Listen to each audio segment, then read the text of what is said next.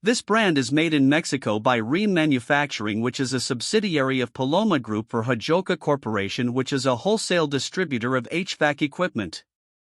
They are only available through their dealer network in the USA, and their guarantee is not very good as it does not include total unit replacement in case of compressor failure. The Performance Series MLP18AZ models are boxy old-school looking premium heat pumps, but they use louvered panel construction, which is best for protecting the condenser coil from damage due to hail or debris thrown by a lawnmower. The Elite Series MLP18AZ models are a more modern-looking premium unit, but they use a wire grill for condenser coil protection, which doesn't actually do much.